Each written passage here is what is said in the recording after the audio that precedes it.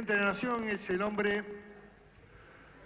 que tiene el poder político y tiene la autoridad y tiene los votos, y me ha honrado con esta invitación para que lo acompañe como vicepresidente de la Nación.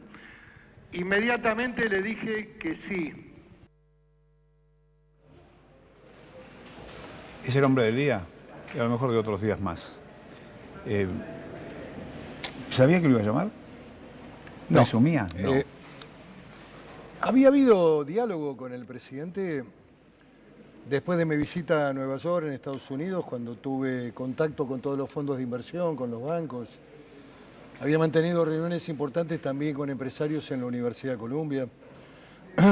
Y habíamos conversado con el presidente en orden a cuál era la visión de esos fondos y de la economía, digamos, de la Argentina, y la preocupación que en ese momento había. Recordarás que había una fuerte corrida con el dólar. Sí, muy fuerte.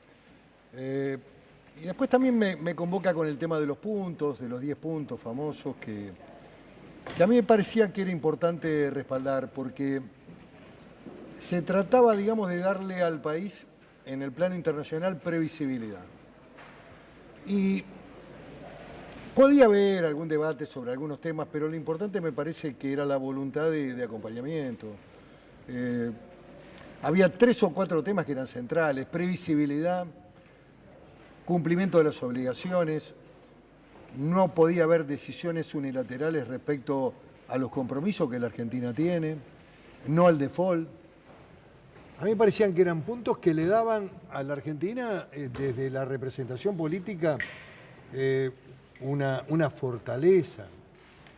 Y bueno, yo acompañé también eso. Y bueno, y comparto también una visión que tiene que ver con el futuro de la Argentina, de lo que está en juego en esta elección. El presidente estuvo madurando un proceso de apertura, sin duda, que yo desconocía, que lo leía por los medios. En realidad, hoy estuve con una colega tuya en Radio Nacional, me preguntó. María Laura Santillán. Con María Laura, sí. En horas del mediodía, no había tenido ningún tipo de comunicación. A las 3 de la tarde el presidente me llamó, hablé con él. ¿Dónde? Yo estaba en mi oficina y él me llamó desde... Me pasó su secretaria privada, estaba creo que en Olivos. Hablé con él por teléfono. Me transmitió la voluntad de la apertura, la convocatoria a mi persona para la vicepresidencia, y le contesté sin dudarlo. ¿Por teléfono fue? Por teléfono, exactamente. Mañana voy a estar con él personalmente. Mañana no, ¿quién con él? Mañana voy a estar por la mañana en Olivos para conversar con él, y probablemente lo acompañe a Neuquén en un evento que tiene que ver con uno de los temas más potentes que tiene la Argentina hoy en marcha, que es Vaca Muerta. Así es. Antes nadie le dijo nada. Les voy a contar versiones, ¿no? Las versiones son interesantes. No, por supuesto. Ustedes son, los políticos tienen mucha habilidad para desmentirlas siempre. Son muy hábiles. ¿Morales habló con usted antes? No. Le cuento. Sí. Tengo con Gerardo Morales una relación de afecto personal, lo mismo que con Ernesto Sanz, con los que he convivido casi 12 años en el Senado. Y teníamos una relación de mucho respeto. El Senado tiene códigos y tiene formas de accionar donde la agresión, la falta de respeto, eso no funciona. Siempre ha habido un marco de respeto, de debate, por supuesto, pero... Y uno a veces también en la política se puede construir relaciones de amistad. El gobernador Morales me vino a ver hoy a la oficina.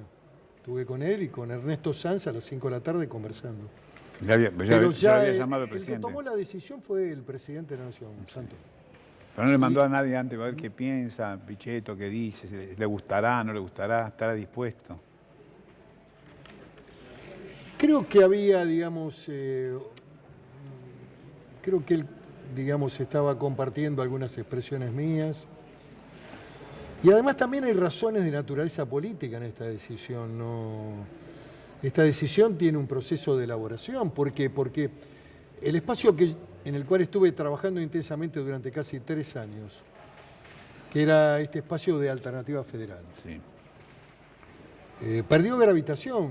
Hoy ha quedado Juan Manuel Urtubey como candidato, es un hombre muy valioso, una figura joven, Sergio Massa también es una figura interesante. Yo digo que el futuro de la política argentina a partir del 2023 lo van a discutir hombres como Horacio Rodríguez Larreta, como María Eugenia Vidal, como Sergio Massa, como Urtubey, como el gobernador de San Juan, Sergio Uñat, Gustavo Bordet, que acaba de ganar Entre Ríos. Son las nuevas figuras de un recambio de una generación que está en la última etapa. Incluso el propio presidente concluye su segundo mandato. ¿Qué quiero decir? Que va a haber una renovación de dirigentes. Esta es una decisión del presidente y es importante remarcarlo, porque esta es la lógica del sistema de poder. Lo ilógico es cuando la vicepresidenta elige al presidente. ¿Qué se refiere a...? Me refiero concretamente a la decisión de Cristina Fernández de Kirchner, que lógicamente es la figura central de esa propuesta, la que tiene los votos, pero que implica una anomalía en términos de cómo se construye un proceso de poder. El presidente de la Nación debe haber hecho también evaluaciones, seguramente trabajos de focus group, y también ha visto y ha analizado algunas coincidencias que yo tengo en términos de la visión del futuro de la Argentina. La política internacional que yo comparto, que ha sido de apertura y de reconstrucción del diálogo con los países occidentales, con Estados Unidos, con Europa, con Brasil, con Colombia. Digamos, la diplomacia presidencial ha sido una tarea realmente muy importante, que retoma viejas prácticas de la diplomacia presidencial. La política de seguridad, que yo la comparto, el control migratorio, la expulsión de inmigrantes delincuentes, en fin, ha habido un conjunto de cosas. La gobernabilidad con las provincias, que fueron abonando un camino. Lo que le transmití al presidente es que yo tengo claro una certera comprensión de cuál es el lugar que voy a ocupar. Porque conozco el Senado desde hace 18 años, Santo. Sí.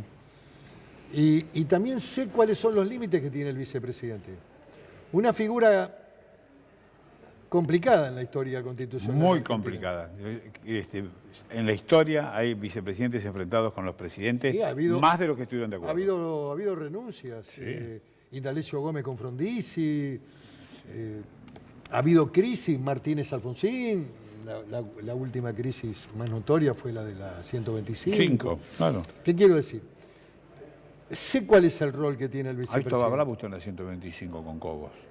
Pero yo nunca tuve ningún tipo de problema personal. No dije personal, dije que estuvo bravo, no personalmente. Pero era un momento de mucha tensión. Sin duda. Era un momento...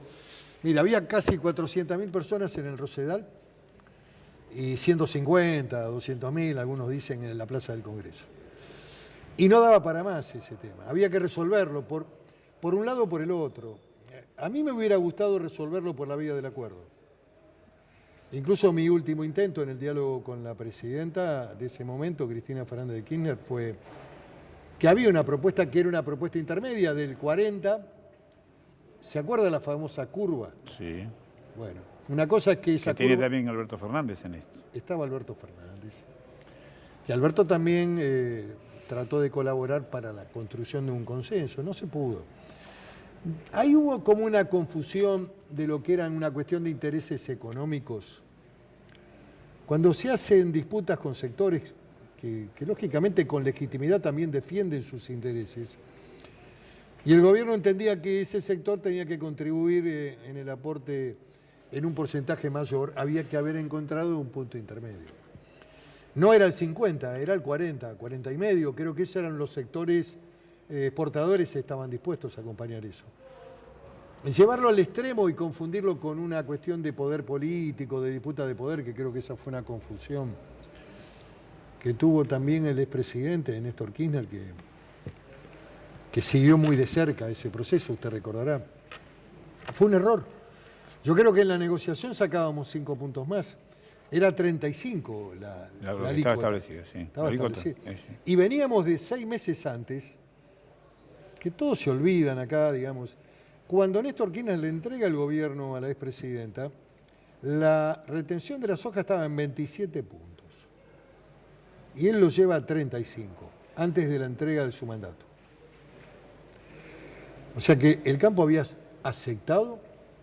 Es cierto que la soja volaba a 600 Claro, dólares. no está el precio de hoy, está en un precio récord. Estaba en el doble de lo que estaba hoy. Exacto. Pero el campo había aceptado y había acordado con el gobierno que 35 estaba dispuesto a colaborar y no hubo protestas. Claro, llevarlo en una curva ascendente que determinaba que tenía que ver con el valor de la soja de ese tiempo, podría haber determinado la retención casi del 50%. ¿Usted se acuerda de los 3 camiones que ponían los productores? Sí. Que lo ponían como un ejemplo. Bueno, en ese esquema el Estado se quedaba con 1,5 camiones. Era... ¿Y hoy con cuánto se queda el estado del camión? No, hoy la retención está en un porcentaje de 4 pesos por dólar exportable, sigue siendo importante. No hay que olvidarse que el principal generador de divisas en Argentina es el sector agropecuario.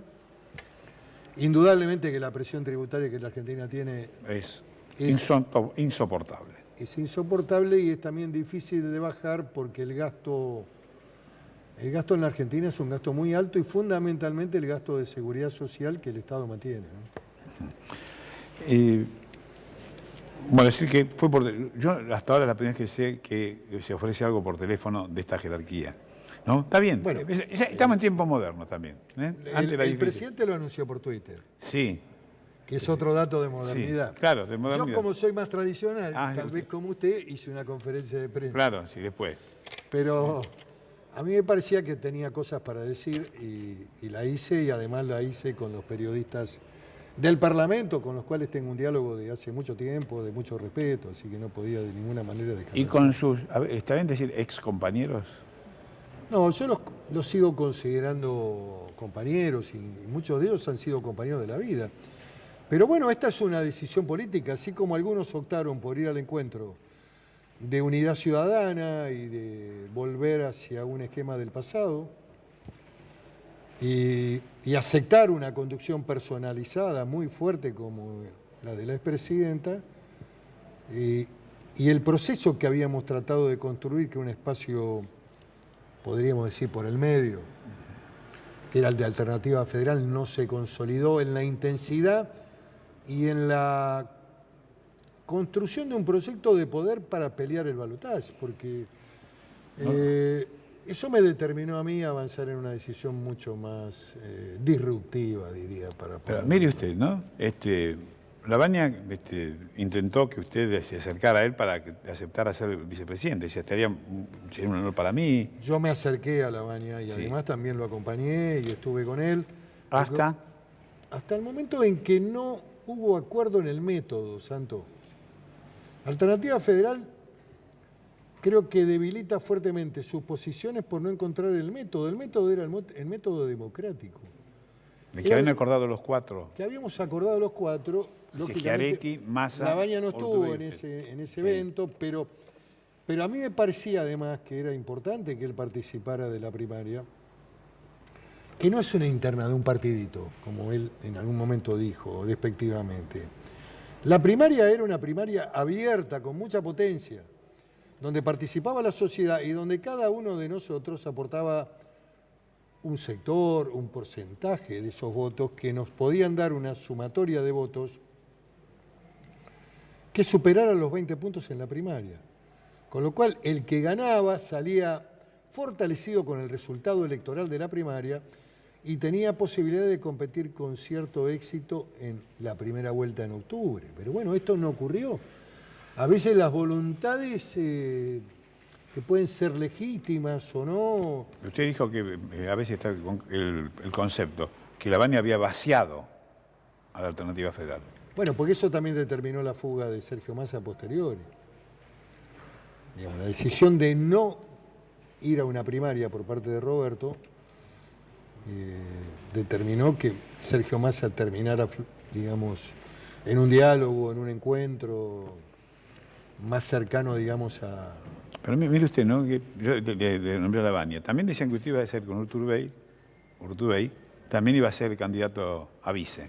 No, eso Estaba en toda la planilla. no, Usted. eso no lo dije. No, Yo usted no lo dijo. No, Ah, no, bueno, no, bueno. no, usted no lo Pasa dijo. que hay una construcción periodística. Lo que sí yo respeto de Urtubey es su posición de coherencia, que fue siempre, digamos, una voluntad que siempre expresó de ser candidato. Y me parece legítimo que lo intente. Además es un hombre joven que tiene una proyección realmente muy importante.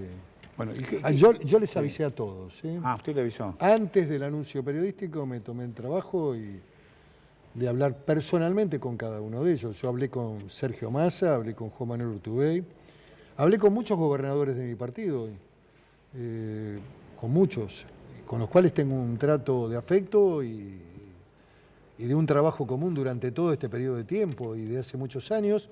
Y también lo hice con dos expresidentes, lo hice con Eduardo Duhalde y con Carlos Menem. Ahora hay unos justicialistas que no lo quieren a usted también, está en Bueno, la balanza. No lo quiere, a nadie, todo el mundo no Santo, quiere a una Santo, persona. En política no se puede tener 1 millón de amigos. No, si tiene 1 millón de amigos, está ya para otra cosa. La política, digamos, tiene esquemas controversiales y lógicamente hay cuestionamientos y forma parte también del debate político democrático. Algunos puedo resultarle antipático. ¿Es antipático usted? Creo que no. Yo creo que tengo un humor bastante, quizás más negro, pero no tengo. Pero dice que Tengo mal humor a la mañana. yo no le puedo hablar de mi humor porque ustedes saben lo que dicen de mi cara. Bueno, con a razón. mí me pasa algo parecido a la mañana. A veces suele durarme todo el día, pero bueno. ¿Y en la Pero- familia pero- también no. hay voluntad política? ¿Sus No. hijos? ¿No? Mi hijo participa en política, ha estado en Río Negro, digamos. Él ha trabajado para hacer, digamos, empezar de abajo en el municipio. Hoy, digamos, todavía no tiene definido nada, le tocó perder la elección, que también es un aprendizaje. Mi hija no y mi mujer tampoco. No. No. ¿Pero no todos piensan como papá? ¿O como esposo? Me dicen que no tanto. Que una buena idea sería compartir una mesa del domingo con su familia, porque parece que allí... Yo tengo una definición medio Sí. antipática. Pues dígala. A ver, nunca he hecho política conyugal. Digamos, creo que la política no es un bien ganancial.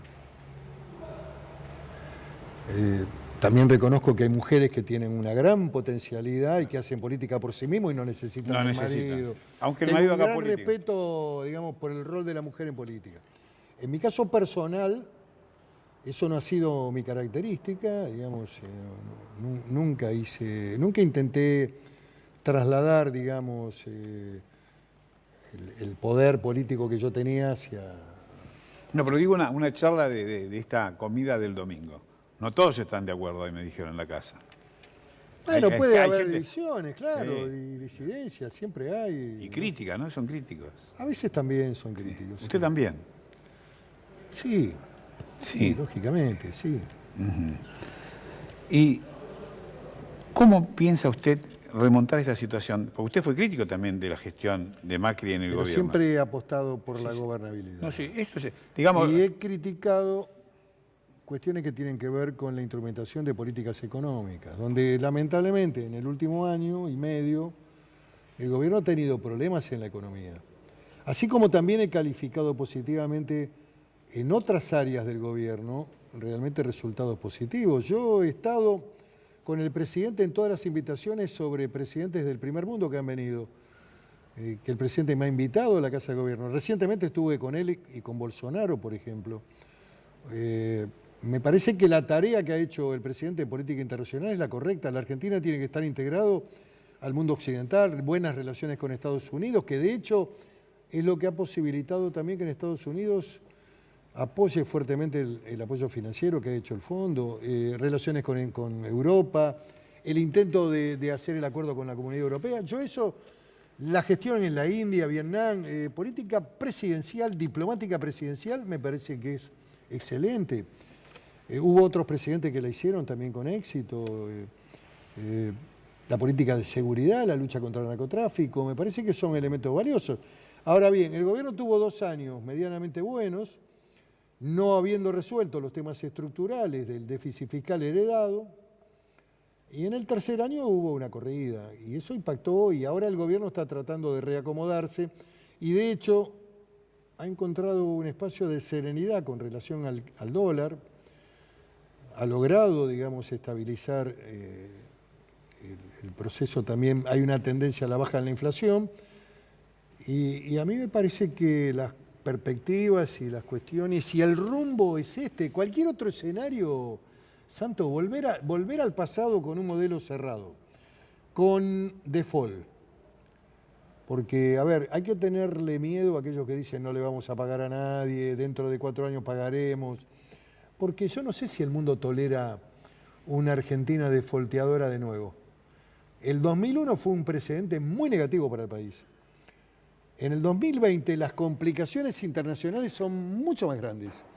Y el aislamiento es un riesgo que tiene la Argentina como tiene un país de Latinoamérica que está viviendo una situación muy complicada que es Venezuela.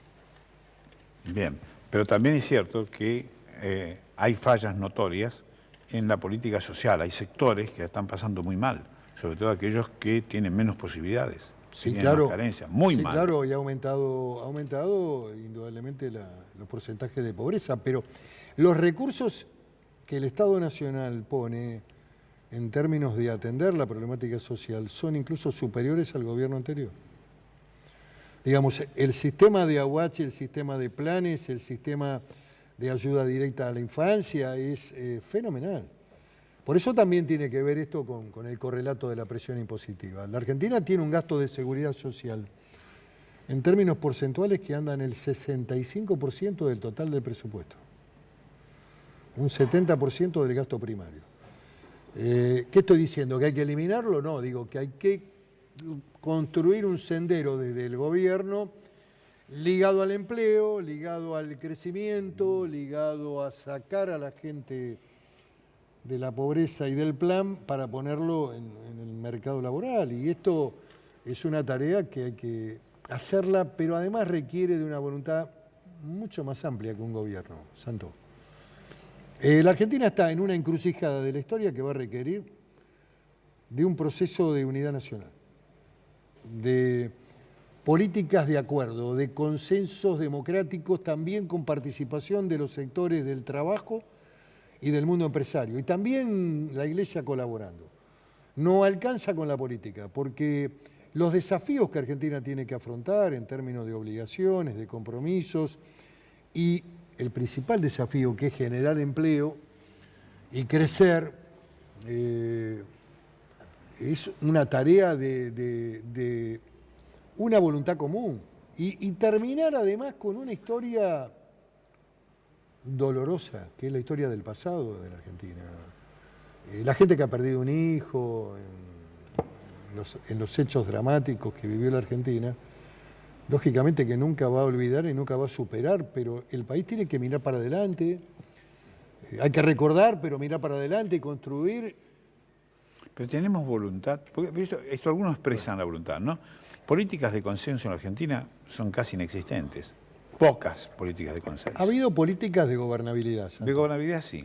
En estos 3 años y 6 meses creo que hubo esfuerzos para que el gobierno los principales temas los pudiera abordar, los pudiera resolver. Hubo cosas que a lo mejor no se pudieron hacer. Me parece que falta una masa crítica mayor. A mí lo que estoy convencido es que el 2020 requiere de una mayor consistencia en la toma de decisiones. No puede haber un gobierno de un solo partido. Hoy el mundo, incluso cuando uno va a Italia, cuando analiza la temática alemana, la propia tragedia del Brexit en Inglaterra, digamos, los sistemas son de coalición, especialmente el modelo italiano es de coalición. Total. Entonces, bueno, la coalición significa fortaleza en el Congreso para abordar las reformas, significa convocatorias a los sectores, digamos, estructura de políticas sectoriales con trabajadores, con empresarios, modelo competitivo, productividad, generación de empleo. Son los grandes desafíos de la época, digamos. ¿El gobierno dialogó poco con la oposición? Lo hizo con una mecánica, lo hizo con ley por ley, digamos, para ponerle un ejemplo, lo hizo en algunos momentos y en algunas oportunidades muy acentuadamente. En el último año, por ejemplo, con el presupuesto sí dialogamos mucho, con las leyes que se fueron votando en los primeros años, salida del default, blanqueo, hubo diálogo.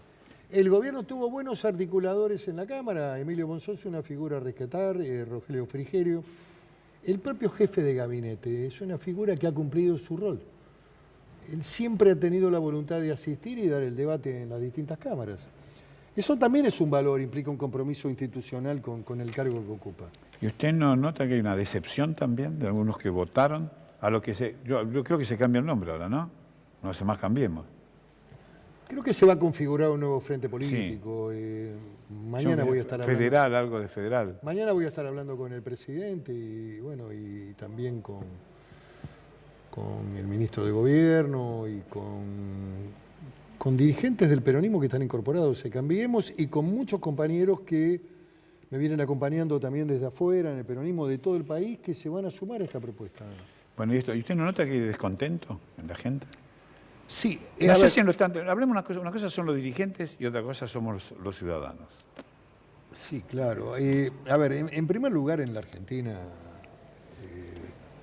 Santo, hay algunas cuestiones que tienen que ver con una estructura cultural muy consolidada, donde la Argentina, digamos, es un país con fuerte componente de clase media, con demandas que uno no las ve en países latinoamericanos, el acceso a educación, a gratuidad, en general, sistema previsional. En América Latina no hay clase media en general. No hay clase media.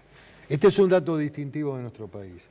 Gobernar la Argentina muchas veces ha sido administrar la decepción porque la demanda de la ciudadanía siempre es superior a la capacidad de respuesta del Estado. Y además, los gobiernos, para tratar de dar respuestas, lo han hecho mediante mecanismos de emisión monetaria vía inflación o endeudamiento externo, con lo cual en el fondo se agrava el problema cuando la Argentina gasta más de lo que produce, lo que pasa en un hogar, lo que pasa en una empresa. No hemos encontrado un modelo de crecimiento sostenido, hubo momentos. No hemos tenido en la historia democrática de la Argentina, fundamentalmente a partir del 83, un proceso de crecimiento sostenido y hemos vivido con inflación muy alta. Y esto tiene que ver con que las demandas ciudadanas se suplían con la maquinita de hacer plata y con inflación o bien aumentando la deuda externa. El primer desafío es construir un capitalismo moderno e inteligente. Cómo crecemos, cómo las empresas son competitivas, cómo la carga impositiva no puede devorarse las pymes, cómo generamos empleo, empleo calificado. Y el segundo tema es bajar también la carga impositiva. Esto es imposible sostener la presión tributaria que tiene el país. Es muy difícil para 136 impuestos. Bueno, después está Somos campeones ahí, ¿eh? Sí, pero además están los tres estados, el municipal, el provincial y el nacional, que operan como entes recaudadores con distintos tipos de impuestos y hay algunos impuestos que se pagan 3 veces. Sí. Usted tiene una propiedad, paga la ABL, ¿no, Santo? Sí. Si esa propiedad está en la provincia de Buenos Aires, paga el inmobiliario también. O si está en alguna provincia del interior, paga el inmobiliario. Y también ahora tiene que pagar bienes personales. Así es. La única exención que el Congreso ha logrado es que ha puesto un valor de $400.000 como el piso para eximir el pago. Digamos, si la vivienda no supera el valor de $400.000, que es un monto bastante alto, esa persona no pagaría bienes personales. Pero es un tributo que se paga 3 veces por el solo hecho de tener una propiedad, que es el deseo de cualquier persona que trabaja y que quiere tener su casa. Y mire usted, los planes que se hicieron, por ejemplo, para la primera casa, ¿no? Sobre todo para los jóvenes, ha terminado en una situación difícil, porque la realidad del interés se partió hacia una La información altura. que hay de los bancos, si bien es cierto que han aumentado las cuotas, no ha habido todavía situaciones de desalojo ni abandono de pago. En este tipo de cuestiones, si esto aparece como dato, ahí es donde tiene que actuar el Congreso y el Gobierno para tratar de evitar la pérdida de la propiedad, porque la persona que se comprometió a pagar su casa, su departamento y sacó el crédito UBA, Sí. está comprometido con su vida, con su esfuerzo para que esa casa sea de él y nadie es moroso porque quiere. No, Entonces no puede. ahí hay que contemplar este tipo de cosas que seguramente si la cuestión se agudiza hay que hacerlo. De hecho hay algunos proyectos en la Cámara de Senadores y Diputados sobre esta temática. Pero tarda,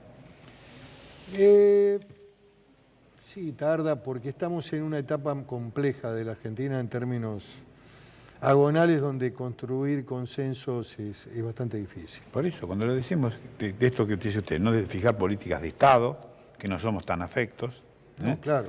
de tener diálogo, un diálogo, no solo un acuerdo entre dirigentes, a ver cómo se unen ustedes para ver cómo se vota, sino a ver cómo se unen para darle Para un respuesta. programa de gobierno. Claro. Hay temas que están pendientes en la Argentina para debatir y discutir, digamos. El rol de las Fuerzas Armadas, que son Fuerzas Armadas democráticas con salarios muy pobres. La oficialidad cobra salarios muy pobres. Hay que hacer Fuerzas Armadas competitivas, profesionales, pero también tienen derecho a un salario digno. Un general, no sé si llega a los 75.000 pesos.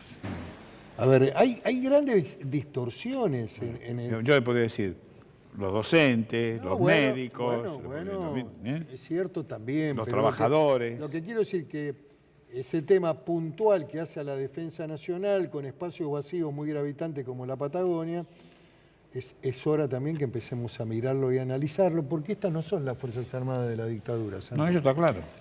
Son gente joven, preparada, tiene 2 idiomas, tiene incluso misiones internacionales. Argentina tiene incluso factores de riesgo en la frontera norte. La Patagonia es un espacio con una potencialidad extraordinaria en términos de recursos naturales, petróleo y gas y minería. Y la verdad, no tenemos una presencia vigorosa en ese lugar. En un mundo complejo, los espacios vacíos no duran mucho tiempo. No estoy augurando ningún conflicto bélico. Lo que digo es que hay que volver a una política de defensa importante, inteligente, producción para la defensa. La Argentina fabricaba armas. La hacía para la defensa, no para ir a una guerra. Bueno, también después vendía armas de contrabando. Tiene matices eso. Tiene muchos matices. Algún día lo discutimos. Cuando usted quiera. El tema Balcanes y el tema Sí, Croacia. Sí. ¿Usted cree que Argentina podía pasar barcos por el Mediterráneo sin control de la OTAN? No, sin control de OTAN no. Bueno. Pero lo que los pasó, los pasó. Los pasó porque había un aval, a mí me parece, Sin duda. de una gran potencia para armar Croacia. Sin duda. Otros eventos, indudablemente, son bochornosos, como la venta de armas a Ecuador, Claro. siendo garante de paz. Así es. Pero le quiero decir lo siguiente. Eso sirve. Usted, para además, que ha analizar. sido un cronista de ese tiempo y de esa Sí, historia, sí. y conoce... Sí, yo las armas las vi. Y creí en ese momento lo que dijo un oficial del ejército, que después lo ratificó, porque es lo que él le habían confiado, que eran armas que habían recuperado los ingleses en Malvinas. Entonces, bueno, está bien, lo recuperaron los ingleses, lo venden los A ver, ingleses. esto no está escrito. No. No está escrito. Yo tengo una teoría. Estados Unidos era garante de paz en los Balcanes, con una tragedia humanitaria, con Milosevic, que era un asesino Sí.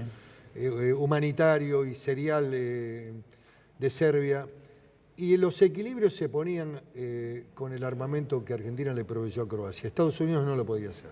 Esta es mi teoría. No está probada. Este tema judicial ha terminado por plazo cumplido, razonable, pero lo que le quiero decir... Más o menos que en el razonable, mundo- más o menos, no es tanto razonable. Plazo razonable en el, Sí, en en la el justicia. tiempo. en el No, tiempo. porque no puede prescribir. Y bueno, eso. pero lo que pasa es que tampoco puede durar una causa 25 años. Y por eso, porque como no tiene que durar 25 años, no, Bueno, tiene que llegar a los 25 Estas son años. las falencias que tiene el Y sistema. claro, muchas falencias. Se tarda Otro mucho- tema de la justicia, ¿eh? Se tarda mucho en determinar las responsabilidades y la gente también vive... ¿Usted sabe lo que es para alguien que está imputado en una acción delictiva, sea inocente o culpable, estar 20, 25 No, años esperando? No, es una barbaridad. Le cruza la vida, le cruza una parte de Obvio, la vida. Sin duda. Y esto es un déficit de la justicia. Sí, Severos.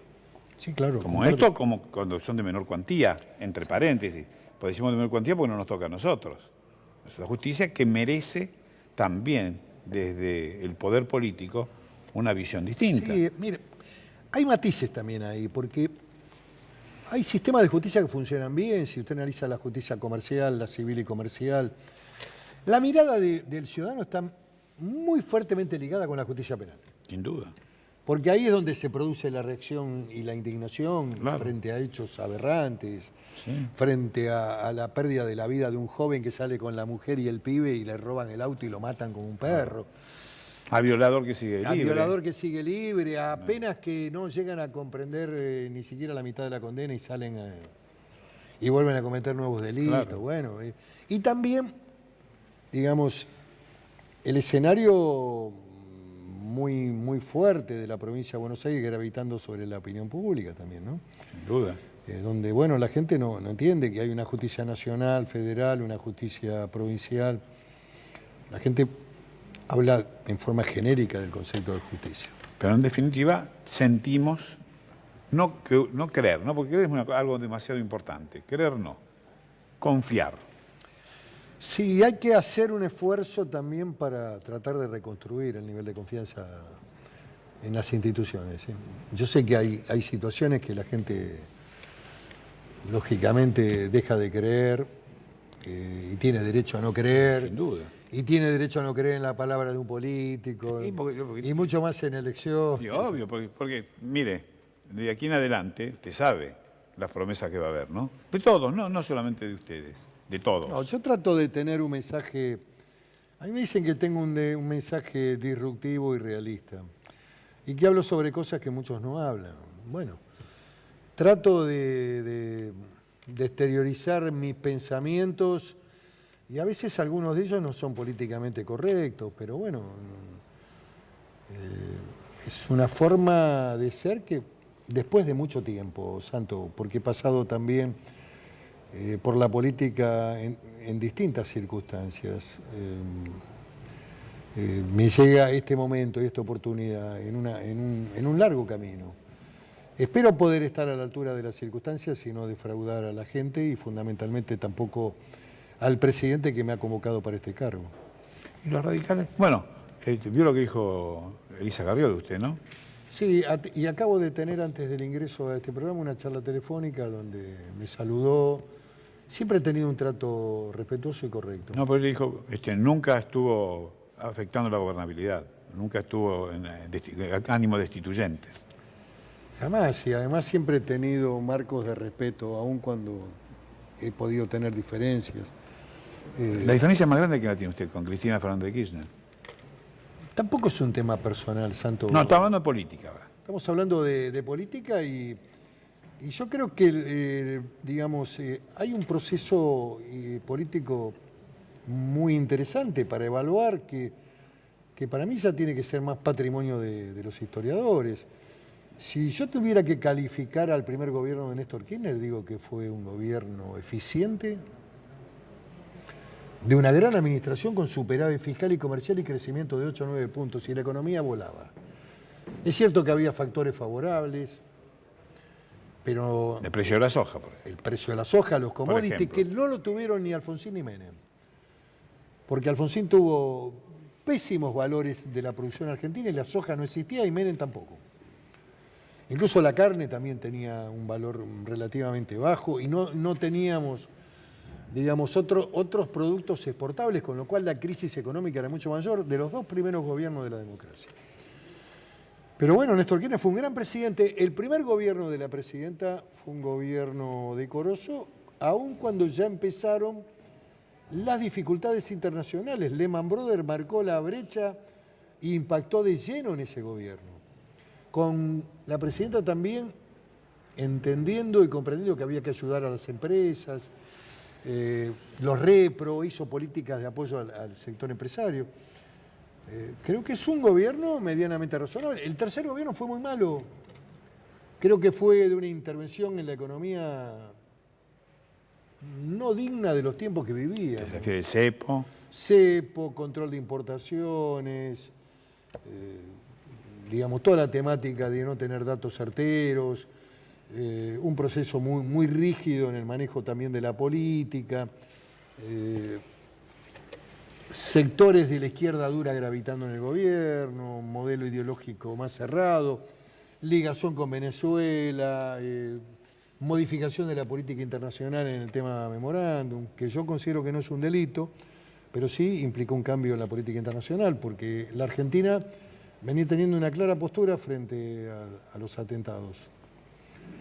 Digamos, yo acompañé en muchas oportunidades al expresidente Kirchner y a ella en Naciones Unidas y el discurso fue monolítico hasta el año 2010, año en que murió el presidente Néstor Kirchner. No, que él dijo claramente, ¿no? Él siempre dijo que Irán era un país que colaboraba con el terrorismo internacional, que no apoyaba las investigaciones, que era un país que la Argentina había sido víctima de atentados internacionales como Estados Unidos con las Torres. Ese siempre fue el discurso tanto de la expresidenta como del presidente durante casi 10 años de la gestión.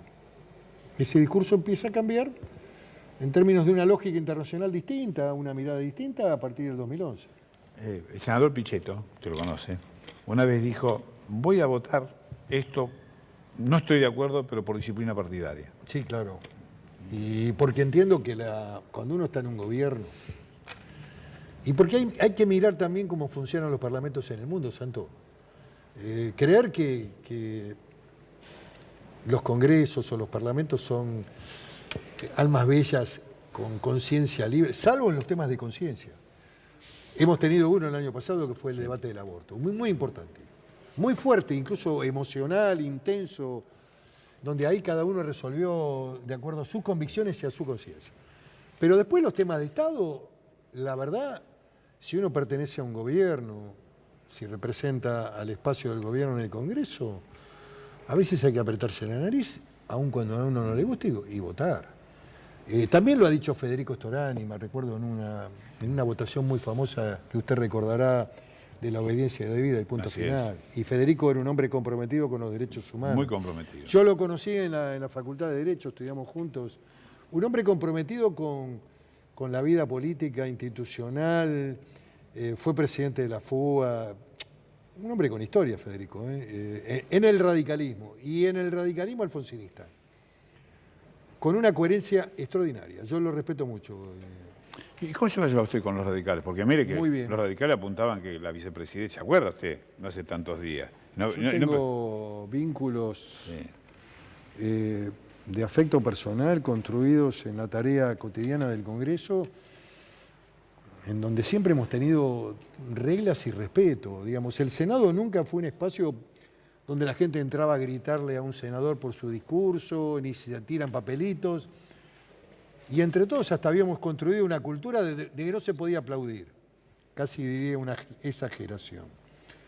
Pero habría arreglos de respeto. Después, bueno, cada uno hacía lo suyo, después se votaba, lógicamente que durante mucho tiempo el peronismo tuvo mayoría para poder votar las leyes, pero con Ernesto Sanz, con Gerardo Morales, con Ángel Rosa, con Luis Naidenov, con Cobos, Julio Cobos.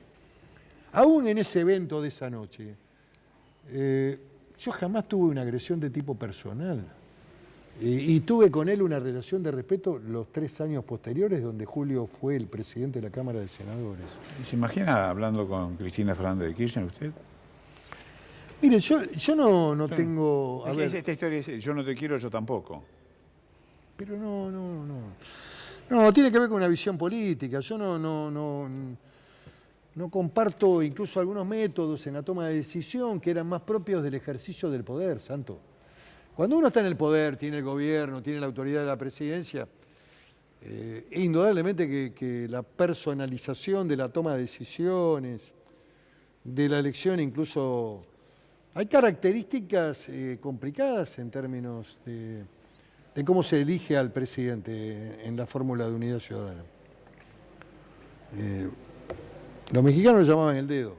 ¿Cuándo los peronistas no eligieron a dedo? Cuando estábamos en el poder, indudablemente el poder, sí, Aunque hubo una gran interna, Santos. Sí, interna había, pero... No, a ver, un gran debate democrático y una interna impresionante entre Menem y Cafiero, sí. que inauguró una etapa democrática en el peronismo. Y además un debate que Antonio... Digo, se Antonio- inauguró y se cerró ahí, ¿eh?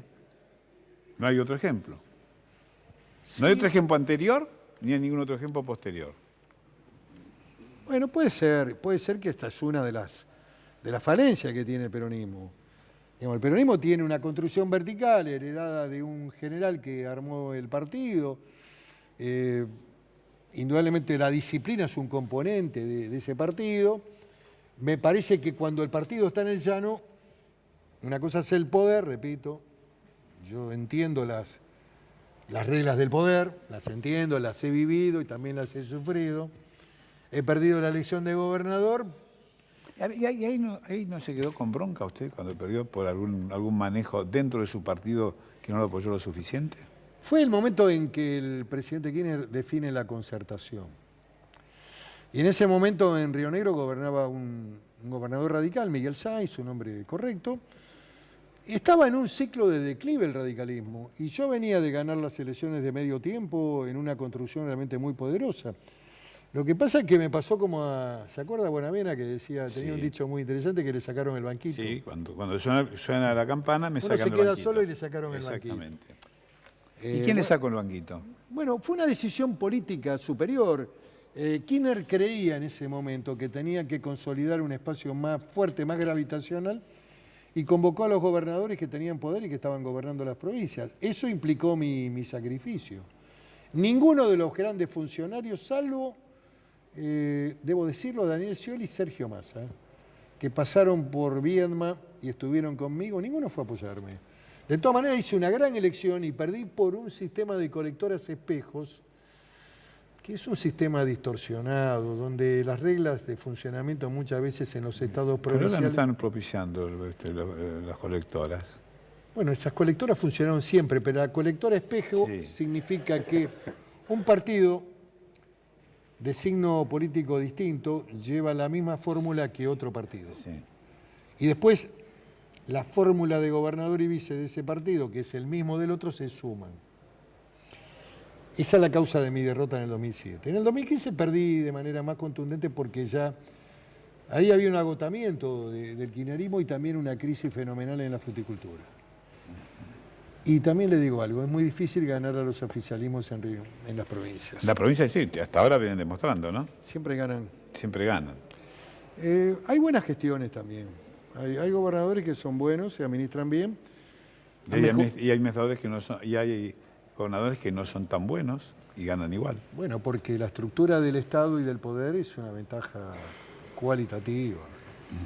Digamos, las condiciones del poder, el manejo de las relaciones, medios, comunicación, políticas sociales, políticas de obra, políticas deportivas, tienen una potencia extraordinaria. ¿Y cómo No lo digo en desmedro de los gobernadores. No. Describo casi un dato de la realidad. De su opinión. Así. Porque además ganan también gobernadores de distintos signos. Gerardo Morales acaba de ganar muy bien en Jujuy y en Mendoza ha ganado el candidato la de legislativa, gobernador. El candidato de gobernador. Así Sí, que y Cambiemos, hasta ahora, ha ganado ahí. creo que Ha tenido una derrota importante en Córdoba. ha tenido una derrota importante. Reconozcamos que ha habido fallas también. En el manual de la guerra, Sí. Sun Tzu decía Sí. no dividir el ejército frente a una gran batalla. Ajá. La dividieron. La política y la guerra a veces tiene... Sí. No se puede... Si el radicalismo hubiera ido unido, no sé si ganaba. Creo que Schiaretti es un gran gobernador. Ha hecho una obra pública fenomenal y ha administrado muy bien Córdoba. Y es un hombre... Estuvo bien Schiaretti, ¿no? Se pidió vacaciones justo en el momento más caliente. Bueno, pero y también- regresó. Pero también estaba, digamos, él venía de una recuperación, Sí. de una operación. digamos, de su salud que ahora está muy bien. Venía de una campaña. Y todos ustedes le dieron un disgusto tras otro. Mire, Massa se fue para un lado, usted se fue para el otro. Hoy hablé con él. De cuatro, bueno. de cuatro quedaron dos. Uno que es reelecto, Él ya no está va, para él va a presidente. sostener la línea de Alternativa Federal con boleta corta en Córdoba. Así que me lo ha dicho y tengo con él una relación de mucho respeto y es un dirigente al que valoro mucho. Digo, ¿y a quién no le A ver, gusta? yo no tengo problemas personales. No, yo- En la política, ni tampoco considero que la política hay que hacerla desde el agravio o de la descalificación del otro. Yo no lo hago. Algunos lo hacen. Creo que se equivocan. A mí me gusta discutir sobre la base de las ideas, un compacto de ideas, de cuál es mi visión del país, cuál es la que tiene el otro, y ahí podemos encontrar puntos de disidencia, puntos de acuerdo y también puntos de debate. Pero a veces hay una política muy rudimentaria donde la agresión, también agravada hoy por el anonimato de las redes, ¿no? No, sí, sí, cualquiera puede insultar o decir cualquier cosa, está bien. Hablemos de prioridades. ¿Usted cree que este gobierno ha marcado prioridades, por ejemplo, asistencia más allá del aspecto económico, ¿no? De una política sostenida, por ejemplo, para gente que hoy le es muy difícil llevar el pan a su mesa? Absolutamente. La política de seguridad social ha sido fenomenal y está delimitada claramente, es mayor incluso a los recursos que ponía el gobierno anterior, Sí. de la expresidenta. Pero aquellos que, pero como usted mire, dicen que se divide en dos, en sushi planero y chori planero. Yo lo divido A ver, en dos, pero de manera distinta. Sí. Los que trabajan y los que buscan trabajo. sí. Y hay un tercer plano de cuánto tiempo tiene que durar el plan. Hasta ahora eso no se fijó. No, bueno, no se ha fijado, pero este es un debate que me parece que hay que dar en el conjunto de la sociedad. Los que trabajan y los que buscan trabajo. Ya han perdido el trabajo y lo buscan, desesperadamente lo buscan. No es que no quieren trabajar. No es que no quieren No trabajar. pueden. Y después no encuentran. están los que están estratificados en el plan.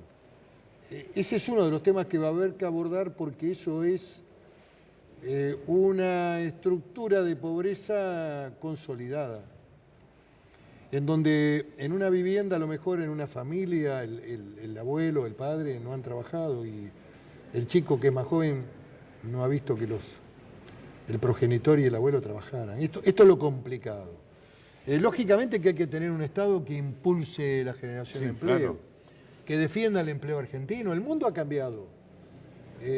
La visión ingenua de una apertura indiscriminada, el mundo bueno de Obama se terminó. Estamos en la era de Trump. Estamos en la era de Trump, estamos en la era del Brexit, estamos en la era de Salvini en Italia, donde no se acepta más inmigración africana, se han cerrado las fronteras y los puertos italianos. Estamos también con la problemática de la inmigración de Medio Oriente en Alemania.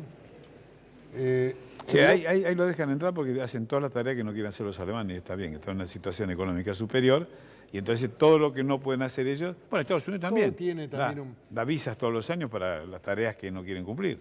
Sí, pero digamos, hoy hay un mundo mucho más egoísta. No me gusta, la verdad que el mundo más abierto, era un mundo más humanitario, pero hoy, como dijo la ministra Teresa May, que acaba de renunciar, hace poco tiempo dijo, se acabó el tiempo de la libre circulación de las personas. Hoy los estados nacionales se cierran, cuidan sus empresas, a sus trabajadores. ¿Y usted qué propone? Un punto equilibrado. Va a decir, para ingresar al país tendrá que cumplir algunos requisitos que no están, por ejemplo. Por supuesto, y una distribución inteligente del migrante.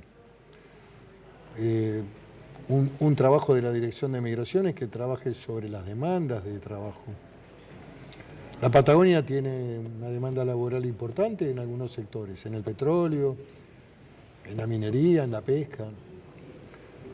No se puede permitir seguir consolidando la pobreza en el conurbano profundo y presionando sobre los municipios que tienen que responder frente a la demanda de vivienda, de terreno, de asistencia social, de alimentos, del hospital público, de vacunas. Eso es suicida en términos también de un país. Yo no estoy diciendo que hay que cerrar la frontera ni hacer un muro, lo que estoy diciendo es que hay que volver a una política migratoria que tiene que ver con la histórica política migratoria. Cuando llegaba un inmigrante a la Argentina en 1920, mis abuelos, le definían, mire, en Cipolletti hace falta un carpintero. Había una información, había un trabajo. Hoy entra cualquiera también. Hoy entran sujetos peligrosos a la Argentina. Todavía no tenemos un sistema de intercambio con migraciones de países peligrosos, generadores de delincuentes, de delitos que tienen que ver con el narcotráfico. Pero mire que yo también estaba en el gobierno que usted participaba. Por supuesto. No, yo no me hago cargo de lo que nos toca. Creo que hubo un planteo ingenuo con el Plan Patria Grande, con toda esa cosmovisión latinoamericana abierta, amplia, donde, bueno, también nos comimos personajes que venían a cometer delitos y nunca los expulsábamos. Bueno, el otro día leí una nota en un periódico importante, un medio en el cual usted tiene una larga trayectoria.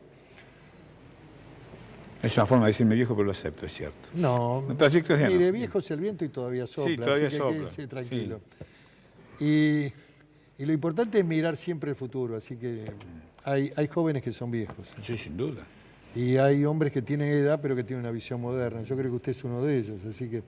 No, lo que le quiero decir, que la nota La Crónica, y esto también denota un problema cultural, una nota a toda página en el sector policial es donde se lamentaba el editor, el periodista, sobre una ciudadana, que no voy a decir la nacionalidad porque no quiero producir ningún enojo, me pasó esto en el Rotary,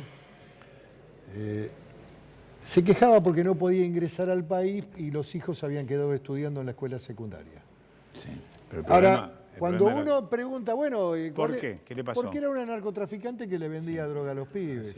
Y había sido condenada por 4 años por narcotráfico, una pena benigna, pero era una narcotraficante. Entonces, esa persona no tiene derecho, porque rompió el pacto de convivencia, Santo, y le vendía droga a los chicos. Y entonces, está bien que no puede ingresar más al país. Y sus hijos se han quedado en la Argentina porque la Argentina tiene un sistema educativo todavía muy superior al país de origen. ¿Ya le habló con su familia?